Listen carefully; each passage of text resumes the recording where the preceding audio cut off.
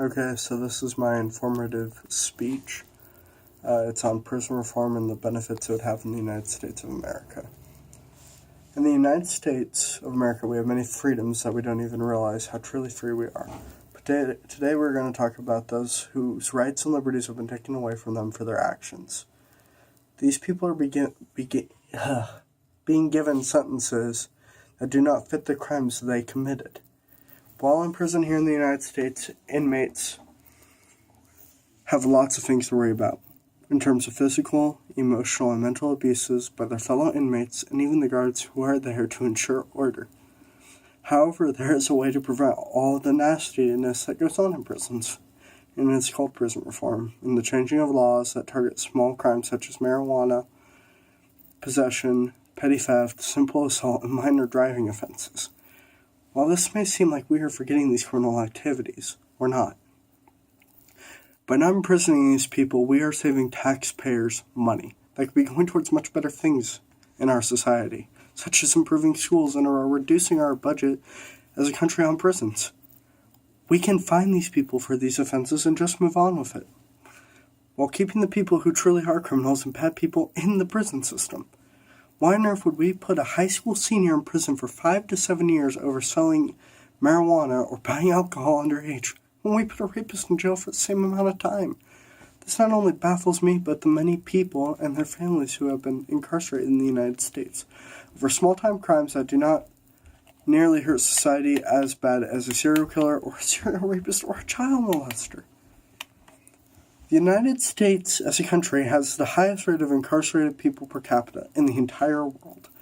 The worldwide average is 100 people out of 100,000 had been incarcerated or incarcerated at that time for a percentage of 0.1%.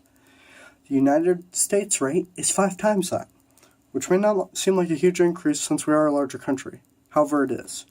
We have a national population of approximately 321,420,000 people.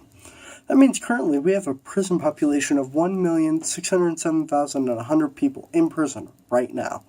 If we had the same rate as the worldwide average, we would have a prison population of 321,420.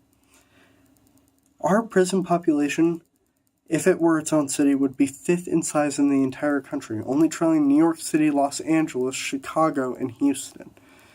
That in itself is not good. And also, on top of that, these people who are in prison, the 1,607,100 people, over 2/3 of them are non-violent offenders, meaning they've had traffic violations, not driving without a license, they sold weed, they bought alcohol underage. These aren't your convicted serial killers. These aren't your Ted Bundys.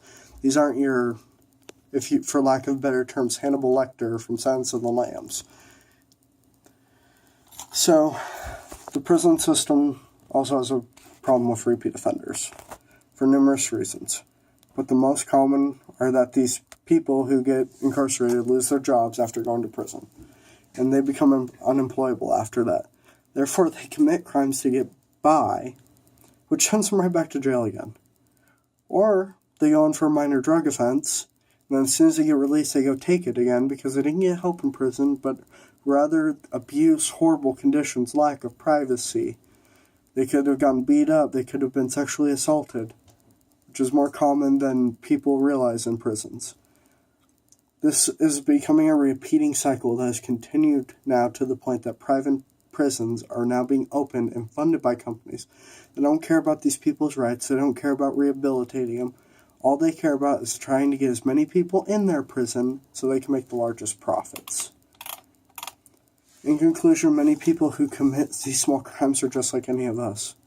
Why should we let one small mistake result in a loss of the way of their life and a negative impact on society by them becoming unemployable, when we could save money and get more long-term rehabilitation for other methods such as fining or rehab centers that can help these people move on in their lives and not let one mistake haunt them?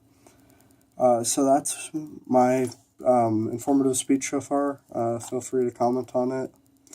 Alrighty.